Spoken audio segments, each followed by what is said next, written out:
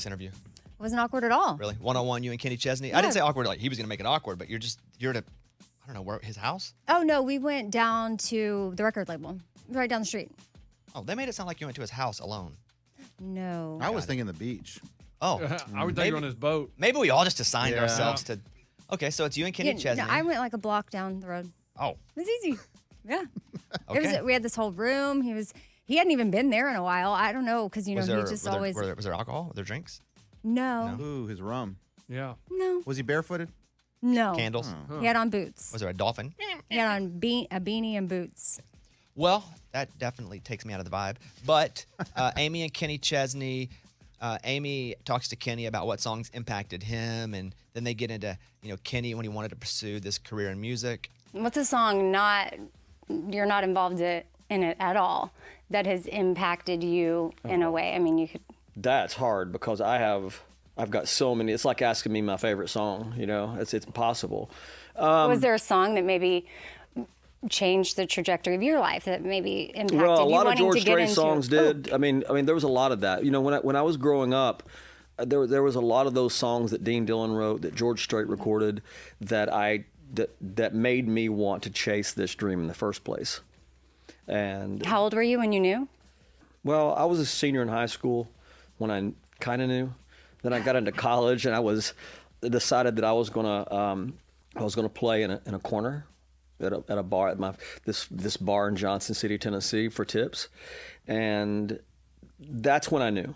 I didn't know how. I didn't know where this was going to take me, but that's when I knew that I loved. When people that were at the bar and they turned around and listened to me, I went, "Wow, this is really great." And I was singing my hero songs. I was singing George Strait songs. I was singing Hank Jr. songs.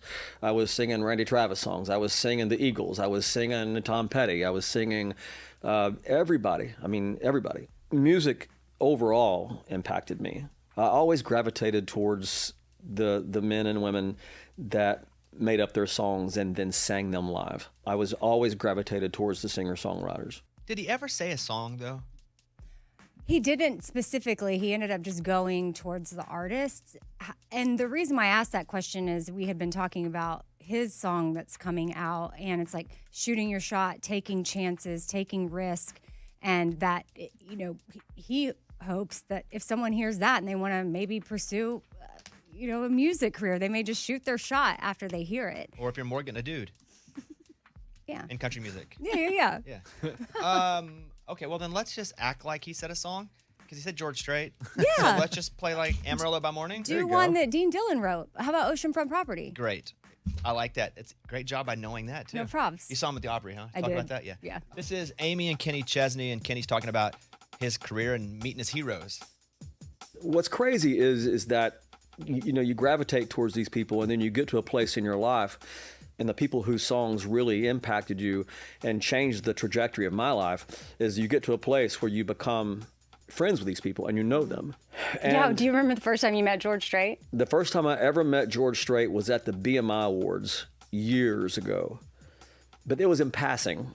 I cared much more about meeting him than he did about meeting me. Yeah. But then... That was my experience as well. Yeah. But you fast forward a couple of years, I guess it was, all of a sudden I was out on the road with him. And then I got to hang out with George and got to, get to know him. And it was crazy, and I mean, yeah, especially since, he was one of the reasons why you got into it. Yeah. So to be in the car with your mother, driving around East Tennessee and listening to George Strait, and then all of a sudden I'm on my bus is parked next to his. When that happens to you, it's such a surreal thing. When I met Joe Walsh, I was just stunned. And when I actually not just met Bruce Springsteen, but I had a conversation with him about songwriting and about creating and the live element of it and becoming friends over the years. It's just something that you don't see coming. Did you look up who Joe Walsh was after the interview? I know he's more in the rock and roll scene. What band? I don't know. The Eagles. Yeah, Eagles. That's right. I was so confused. When You did nail it with the rock and roll scene. I know. It was in my brain. If you gave me probably 10 more seconds, I would have got there. Okay. Yeah. I don't know that you would have. That's okay. That's Joe okay. Walsh at Hotel California. No. Oh, you can't just say songs at Eagles. No, stop. No, Okay, stop. I love when Joe sings that. He doesn't. Kidding, I don't Just stop. know. Dang it. Amy and Kenny Chesney. What is he, and- the drummer? Okay. Stop. Guitar. Stop. Bass. Stop. Here is Kenny, because Kenny has a brand new song we're gonna play that's called "Take Her Home," and this is him talking about picking that song. Here's the thing. I look for songs that obviously that I can relate to and that is my life. But I also feel like that, throughout my career, I've been able to find some songs that I knew that other people could relate to also, and maybe even more so. And so I felt like that this song, Take Her Home, had the thread of that in there. And I've been looking for that for a minute. Yeah, I feel like you can kind of take it for what it is, especially in the first verse. You'd be like, okay, guy sees a girl at the bar, gets some, sends a drink over the shots or whatever, and then, it goes from there, but it's so much deeper than that. Well, the way they turn the song, it's just, it's pretty incredible. And I was looking for a song like this, but I didn't know where it was going to come from. And Hardy sent me this song. I thought we were done. And he goes, I don't know if you're done with your record, but we wrote this 2 days ago, and I thought of you. It reminded me a little bit of There Goes My Life. And I went, well, I don't know if that's a good thing or a bad thing. But I heard it, and I went, wow. I mean, there's not too many people sitting in a room writing these life songs anymore.